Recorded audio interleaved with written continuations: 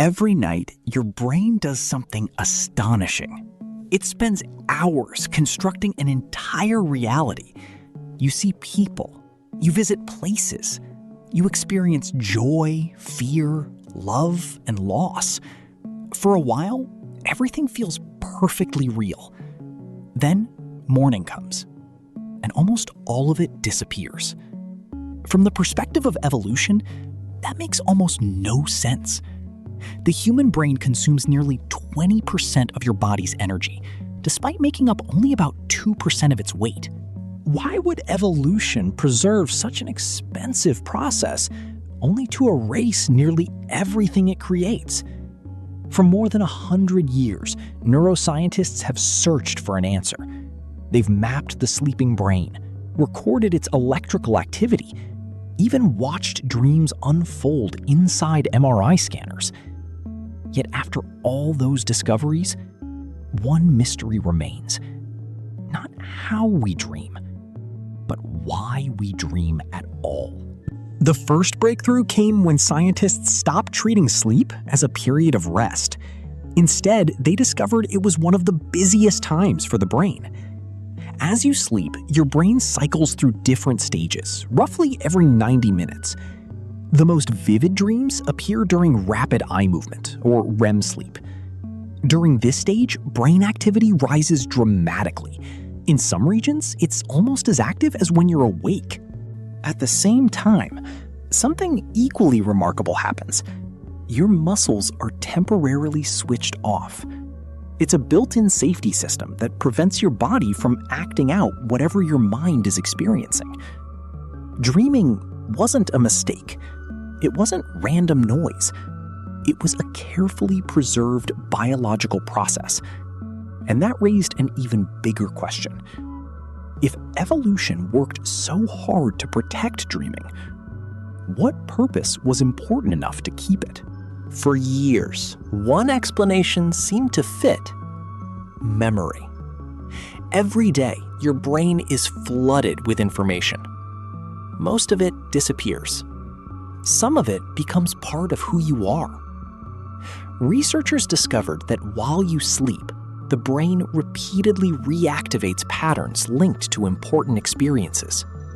Those connections gradually become stronger. Memories become more stable. Learning becomes easier. Many neuroscientists now believe dreaming may be closely connected to this process. The strange stories we experience each night could simply be the conscious side of a brain quietly reorganizing itself. It was an elegant idea. Dreams weren't meaningless. They were helping build tomorrow's memories. For a while, it looked as though one of neuroscience's oldest mysteries had finally been solved. Then the evidence took an unexpected turn. If dreams mainly existed to strengthen memories, why were so many of them terrifying? Why do perfectly healthy people dream about falling, being chased, or watching the people they love disappear? Those experiences don't feel like memories being carefully organized. They feel intensely emotional. Brain scans offered another clue. During REM sleep, regions involved in fear, emotion, and motivation become highly active. Meanwhile, the areas responsible for logic and rational judgment grow noticeably quieter. Suddenly, dreams looked less like filing cabinets and more like emotional workshops. Perhaps the sleeping brain wasn't just deciding what to remember. Perhaps it was deciding how to feel. It was a compelling explanation. But once again, it couldn't explain everything. If emotions were the answer, another question soon followed. Why do people all over the world dream about the same things? Different languages, different cultures, different lives. Yet the dreams often look strangely familiar.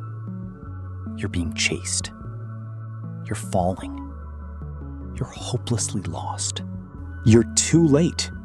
Or you're desperately trying to escape. These weren't isolated stories. The same patterns appeared again and again. That consistency made researchers wonder if dreams were doing more than processing the past.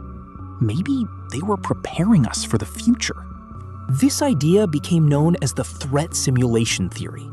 For most of human history, danger was part of everyday life.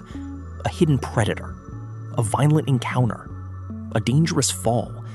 Survival often depended on making the right decision in a matter of seconds. According to this theory, dreams became a safe place to rehearse those moments. No real risk, no real injury, just another opportunity for the brain to learn.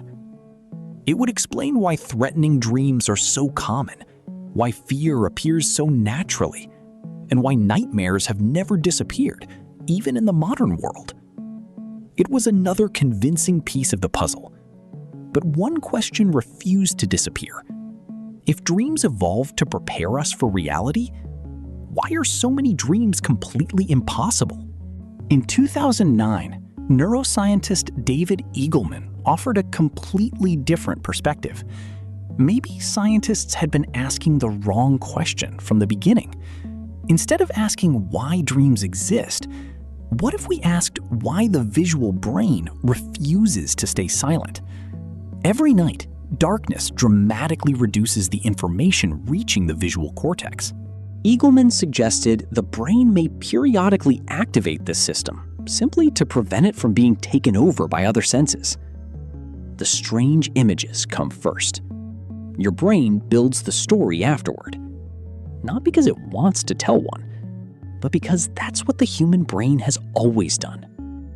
It searches for meaning, even in randomness. If this idea is correct, dreams may not be the purpose at all. They may simply be the remarkable side effect of a brain constantly protecting itself. Today, scientists know more about dreams than ever before. They know when dreaming begins. They know which brain networks become active. They know that sleep strengthens memories, reshapes emotions, and changes the brain throughout the night. Yet every explanation leaves something behind. Memory explains some dreams. Emotion explains others. Threat simulation answers a different set of questions. Even Eagleman's theory solves only part of the puzzle. None of them can explain every dream you've ever had. And perhaps that's exactly what we should expect. The brain is the most complex object we know of in the universe. Maybe dreams were never meant to have a single purpose. Maybe we've been searching for one answer when there were many all along. Every night, your brain quietly builds another reality. One filled with memories, emotions, fear, hope, and impossible stories.